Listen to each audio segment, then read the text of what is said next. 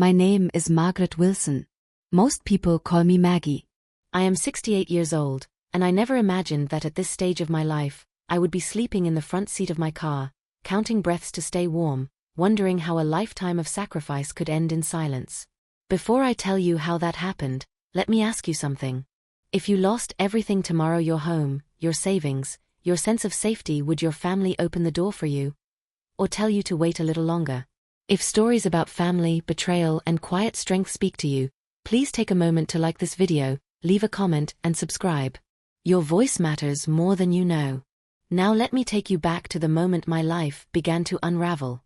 The night I lost my house was quiet. Too quiet. No shouting. No dramatic confrontation. Just a letter taped neatly to my front door. I stood on the porch for a long time, staring at my own address printed in bold black ink, feeling as though it no longer belonged to me.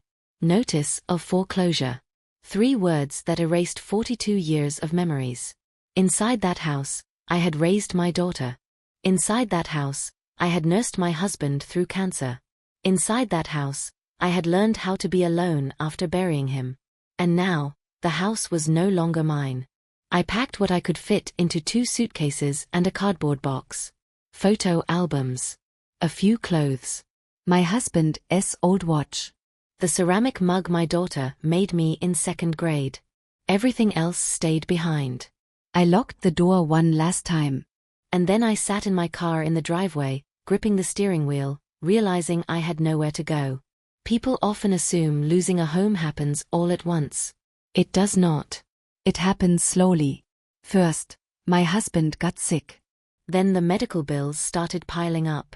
Then my hours at work were cut when the company downsized. Then the savings ran dry. I tried to keep up. I skipped meals. I cancelled every non-essential expense.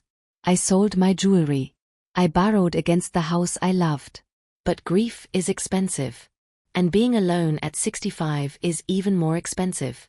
By the time I realized I was drowning, it was already too late. The bank did not care about my memories. The mortgage company did not care about my husband's ashes on the mantel. All they saw was a number. And I was no longer worth keeping. That night, sitting in my car with the windows fogging from my breath, I did the hardest thing I have ever done. I called my daughter. Her name is Laura. She is 38 years old. Successful. Busy. Always in a hurry. She answered on the 3rd ring. "Mom?" she said, distracted. "Is everything okay?" I swallowed hard. "No," I said softly. "I lost the house." There was a pause. A long one. "Oh," she said. "How did that happen?" I explained. The illness. The bills. The foreclosure notice. I did not cry. I did not beg. I just told her the truth. "Maggie, listen," she said finally, her voice tight. "I am in the middle of something right now." "I understand," I said quickly. I was wondering if I could stay with you for a little while. Until I figure things out." Another pause. This one felt heavier. She exhaled. "Mom. My place is really small. And things are kind of chaotic right now. I can sleep on the couch," I said. "Or the floor. I do not need much." She hesitated again. Then she said the sentence that still echoes in my head at night. "Could you just sleep in your car a little longer? Just until I am less busy?" The world went very still. "I will call you back," she added quickly. "Okay." And then she hung up. That first night, I did not sleep. I reclined the seat as far as it would go. I wrapped myself in my coat. I watched condensation form on the windshield as the temperature dropped. Every sound startled me. Footsteps. Passing cars. A siren in the distance. I kept my purse on my lap, gripping it like a lifeline. I did not cry. I told myself this was temporary. Just a few nights. Just until my daughter had time. But deep down, a quiet voice whispered something I did not want to hear. If she wanted to help you, she already would have. 1 night became 3. 3 became 7. 7 became 14. I learned which parking lots were safest. Which grocery stores allowed overnight parking. Which bathrooms stayed open late. I showered at a gym using a guest pass. I stretched longer than I should have. I ate sandwiches because they did not need heating. Every morning, I folded my coat carefully and sat upright before dawn, so no one would knock on the window. I called Laura twice more. The first time, she did not answer. The second time, she texted back. Mom, I really can't talk right now. Things are crazy. Soon, okay? Soon. A word with no shape. No promise. No date.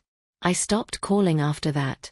Not because I did not need her, but because every unanswered ring hurt more than the cold. There were things I never told my daughter. I never told her about the nights my hands shook so badly I could not turn the key in the ignition. I never told her about the time a security guard knocked on my window and told me to move along.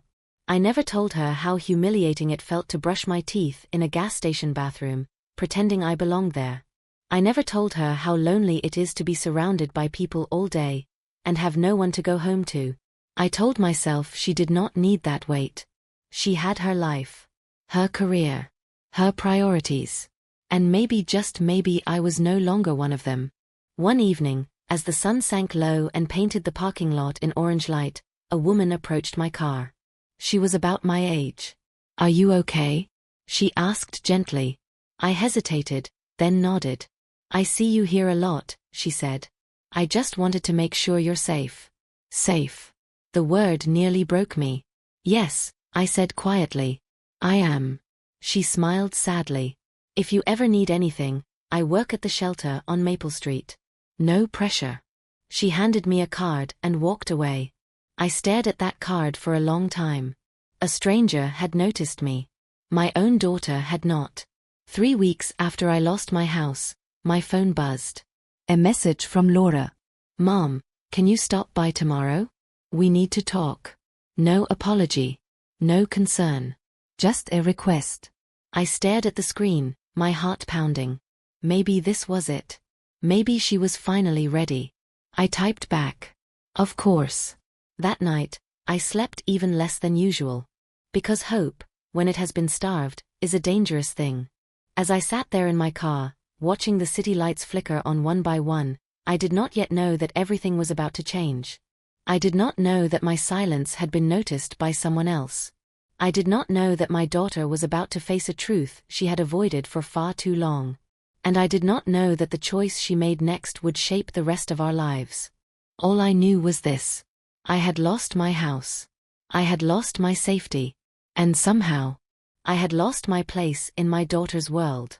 But this was not the end of my story. Not yet. The next morning, I drove to Laura's apartment with my hands gripping the steering wheel so tightly that my fingers ached. I had parked overnight behind a grocery store again, waking before sunrise to avoid attention, and now I was driving across the city pretending that I was simply visiting my daughter for coffee, not coming from a car that had become my bedroom. Laura lived in a modern building with glass doors and a keypad at the entrance, the kind of place that always smells faintly of cleaning solution and fresh paint. When she opened the door, she looked surprised to see me standing there with a small overnight bag, my coat neatly folded over my arm. "Mom," she said, forcing a smile, "you came early." I nodded and stepped inside without comment. Her apartment was clean, stylish, and carefully arranged, every surface curated to reflect a life that was busy but successful. I stood near the door, suddenly unsure where to put my bag, until she gestured toward a chair. "Sit," she said. "I don't have much time, but we should talk." I sat slowly, smoothing my skirt the way I used to when I was nervous, and waited for her to begin. She paced the living room while checking her phone, sighing as if this conversation were another task on her list. "Mom," she said finally, "I'm really sorry about what happened with the house. That must have been hard." Her words sounded rehearsed, careful, as though sympathy were something she had to remember to perform. "It was," I answered softly. She nodded but did not look at me. "Listen, I can't have you stay here long term. You know that, right? My life is just complicated right now." I looked around her spotless living room, at the empty guest chair, the unused throw blanket folded perfectly on the couch. "I understand," I said, even though something in my chest tightened painfully. She exhaled with relief. "Good. I was hoping you'd say that. I can maybe help you find a shelter, or a program. There are resources. Resources. As if my entire life had been reduced to a pamphlet. Laura, I said gently, I don't need much. Just somewhere safe for a little while. She stopped pacing and looked at me then, really looked at me, and for a brief moment I saw discomfort flash across her face. Mom, she said, lowering her voice, you can't just expect me to drop everything. I worked hard for this life. I have responsibilities. Responsibilities. The word landed heavily between us. I nodded again, because that was what I had always done when she spoke like this, when she put distance between us using grown-up words that left no room for argument. I didn't come to argue, I said quietly. You asked me to come. She hesitated, then reached into a drawer and pulled out an envelope. She placed it on the table between us without meeting my eyes. There's some cash in there, she said. It should help for now. Just try to manage a little longer. I promise things will calm down eventually. Manage. A little longer. The same words, just dressed differently. I stared at the envelope, feeling something inside me finally give way, not in anger but in clarity. My daughter was not cruel. She was simply absent. Emotionally unavailable in a way that was far more painful than outright rejection. I stood up slowly. Thank you, I said, though the words tasted strange in my mouth. She relaxed, clearly believing the conversation was over. I'll call you, she said, already turning back to her phone. When things slow down. I walked out of her apartment without looking back, the envelope still sitting untouched on the table. Back in my car, I sat for a long time with the engine off, staring at my reflection in the rearview mirror. I looked older than I remembered, more fragile, but there was something else there too, something steady that had not been there before. That afternoon, I drove to the shelter on Maple Street, the card still tucked in my wallet from the woman who had noticed me weeks earlier. The building was plain, unremarkable, but the woman at the front desk greeted me with warmth that caught me off guard. You're safe here, she said, as if those words were a promise she intended to keep. That night, lying on a narrow bed in a shared room, I realized something that startled me with its clarity. My daughter had not abandoned me all at once. She had done it slowly, over years, by choosing convenience over compassion, distance over discomfort. And I had allowed it, because I believed that being a good mother meant never being a burden. Days passed, then weeks. I began volunteering at the shelter, helping other women sort donated clothes, listening to stories that sounded uncomfortably like my own.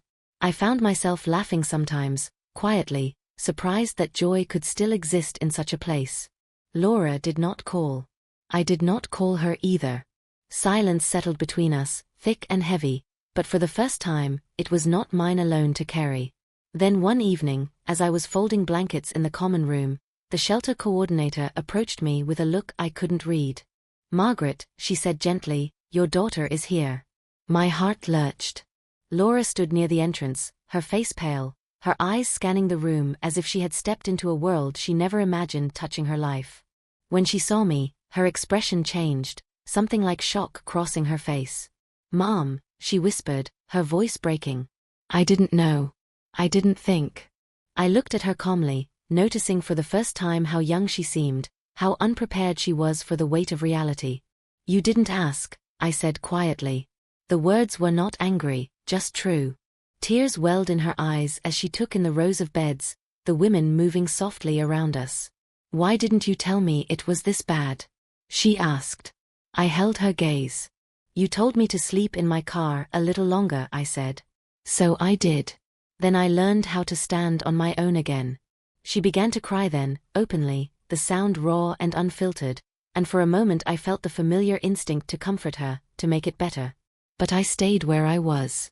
Because this was her moment to see, to feel, to understand what her busyness had cost. And as she stood there, shaking, I knew that whatever came next would change us both forever. Laura stood in front of me in that shelter hallway, her expensive coat hanging awkwardly from her shoulders, her eyes darting around as if she were afraid someone might recognize her here.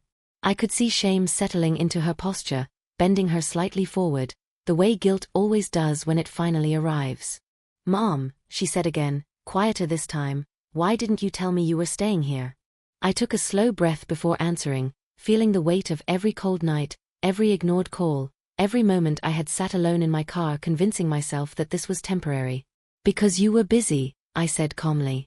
And because I did not want to beg my own daughter for a place in her life. Her lips trembled, and she covered her mouth as tears slipped free. I didn't mean for this to happen, she whispered. I thought you were managing. Managing. The same word again. I nodded slowly. I said. I learned how. The truth landed harder than anger ever could. Laura reached for me instinctively, then hesitated, as if unsure she still had the right. Come home with me, she said suddenly. Please. You can stay as long as you want. I'll make room. I'll cancel things. I don't care anymore. I looked at her for a long moment, really looked at her, and realized that this was the first time she had truly seen me in weeks, maybe years, not as a responsibility or an inconvenience, but as a person standing in front of her with a full life behind her and a fragile one ahead. Laura, I said gently, I believe you mean that right now. She nodded desperately. I do. I swear. But wanting to help after seeing the consequences is not the same as choosing to help when it is inconvenient, I replied softly. She flinched as if struck, but I continued, because the truth deserved to be spoken. I needed you when I was scared, when I was sleeping in my car, when I felt invisible. I needed you before this place forced you to look at me. Her shoulders shook as she began to sob. I'm so sorry, she cried. I didn't know I was hurting you this badly. I reached out then and placed a hand on her arm, not to comfort her, but to steady us both. I know, I said. That is what scares me. Silence stretched between us, filled only by the distant sounds of the shelter settling in for the night. Finally, Laura straightened, wiping her face. What can I do now? She asked, her voice raw. I thought carefully before answering. Right now, I said, you can listen. You can sit with the discomfort instead of trying to fix it quickly. And you can accept that rebuilding trust takes time. She nodded slowly, as if absorbing a lesson she had never learned before. Will you come with me tonight? She asked quietly. I shook my head. Not tonight, I said. I am safe here. And I need to finish something I started. Confusion crossed her face. What do you mean? I needed to know, I said, that I could survive without you before I chose whether to come back into your life. That night, after Laura left, I lay awake in my narrow bed, staring at the ceiling, listening to the breathing of the women around me, each one carrying her own story of loss and resilience. I thought about the years I had poured myself into being a mother, believing that love meant self-erasure, believing that asking for help was a failure. I understood now how wrong I had been. Love that demands you disappear is not love, it is convenience. Over the next few weeks, Laura came to the shelter often. She brought groceries, donated clothes, volunteered quietly, never drawing attention to herself. She listened more than she spoke. She apologized without excuses. And I watched her learn, slowly, painfully, what it meant to show up when no one was watching. One afternoon, as we sat together folding laundry, she looked at me and said, I don't expect forgiveness. I just want to earn a place back in your life, if you'll let me. I studied her face, searching for the old impatience, the old defensiveness, and found something new there instead, humility. We will take this one step at a time, I said. Not because I don't love you, but because love deserves care. Months later, I moved into a small studio apartment near the shelter, paid for with assistance and my modest pension. It wasn't much, but it was mine. Laura helped me paint the walls, laughing nervously when she spilled paint on the floor, apologizing as if afraid one wrong move might break something fragile between us. On the day I brought my last box inside, she hugged me tightly, her arms warm and steady. I'm glad you didn't give up, she whispered. I smiled softly. I didn't, I said. I just stopped waiting. Now, when I think back to the night I slept in my car, the cold no longer feels as sharp. What I remember most is the lesson it taught me, that dignity does not come from being rescued, but from knowing your worth even when no one shows up for you. If you are listening to my story and you feel unseen, unwanted, or pushed aside by the people you love, I want you to hear this clearly. Your value does not disappear because someone else is too busy to notice it. Sometimes the most painful distance is what teaches us how strong we really are. And sometimes, the hardest truth we give our children is the one that finally helps them grow. If this story touched you, if it reminded you of someone you love or someone you lost, I invite you to share your thoughts in the comments. Your story may help someone else feel less alone. And if you want to hear more real, emotional stories about family, forgiveness, and quiet resilience, please like this video and subscribe to the channel. Thank you for listening. Wherever you are tonight, I hope you know this: even when you are told to wait in the dark, you are still worthy of light.